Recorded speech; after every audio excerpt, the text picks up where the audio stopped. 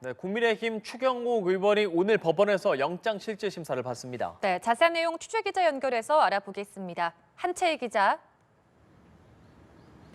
네, 오늘 오후 3시 서울중앙지법에서 국민의힘 추경호 의원의 영장실질심사가 열립니다. 추 의원은 국민의힘 현직 의원으로는 두 번째로 권 의원 다음으로 구속 기로에 놓이게 됐습니다. 추 의원은 지난해 계엄 해제 표결을 앞두고 윤석열 전 대통령 측의 요청을 받고 의원총회 장소를 3차례 변경해 다른 의원들의 표결 참여를 방해한 혐의를 받습니다. 내란 특검은 비상계엄 선포 이후인 오후 11시 22분 윤 전 대통령이 계엄에 협조해달란 취지로 추 의원에게 전화를 걸었고 추 의원은 이에 동조했다고 의심하고 있습니다. 추 의원이 계엄의 불법성을 사전에 인식하고 있었고 계엄 해제 의결을 방해하기 위해 의총 장소를 일부러 당사로 바꿨다는 게 특검팀 시각입니다. 구속심사에서는 당시 윤 전 대통령과의 통화 내용과 추 의원의 고의성 여부가 쟁점이 될 것으로 보입니다.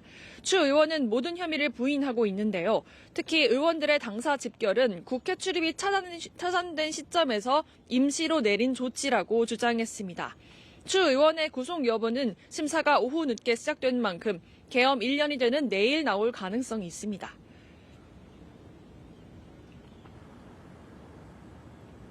예, 말씀하신 것처럼 내일은 비상계엄 사태가 벌어진 지 1년입니다. 윤 전 대통령의 재판은 오늘도 진행되고 있죠.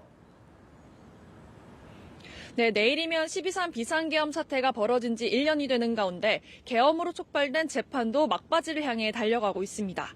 윤 전 대통령은 내란 특검팀이 공소 유지하는 내란 우두머리 재판을 비롯해 특수공무집행 방해 재판, 외환 관련 재판을 받고 있습니다. 순직해병 특검팀이 기소한 이종섭 전 장관의 호주대사 도피 관련 재판도 추가되면 윤 전 대통령은 주 4회 재판을 받을 수도 있습니다. 가장 오래 진행된 내란 우두머리 재판은 내년 1월 결심을 앞두고 있어서 2월쯤 선고가 이뤄질 것으로 보입니다. 이에 앞서 한덕수 전 국무총리의 내란 방조 관련 재판은 내년 1월 21일 선고 공판이 열리기도 합니다. 윤 전 대통령의 혐의와 한 전 총리의 혐의가 맞닿아 있는 만큼 법원의 판단에 관심이 쏠리고 있습니다. 네, 김건희 특검팀은 오전부터 내란 특검 압수수색에 나섰습니다. 어떤 내용이죠? 네, 김건희 특검팀은 박성재 전 법무부 장관과 김건희 씨가 나눈 메시지 등을 확보하기 위한 차원으로 내란 특검 등에 대한 압수수색에 나섰습니다. 내란 특검이 먼저 압수한 박 전 장관의 휴대전화를 김건희 특검이 확보하기 위해서인데요. 통상적인 압수수색과는 달리 자료 확보 차원에서 사실상 임의 제출 형태로 진행 중인 것으로 전해졌습니다. 앞서 내란 특검팀은 박 전 장관의 휴대전화를 포렌식하면서 지난해 5월 김건희 씨가 박 전 장관에게 자신의 수사 내용을 파악하라고 지시하는 등의 메시지를 찾은 바 있습니다.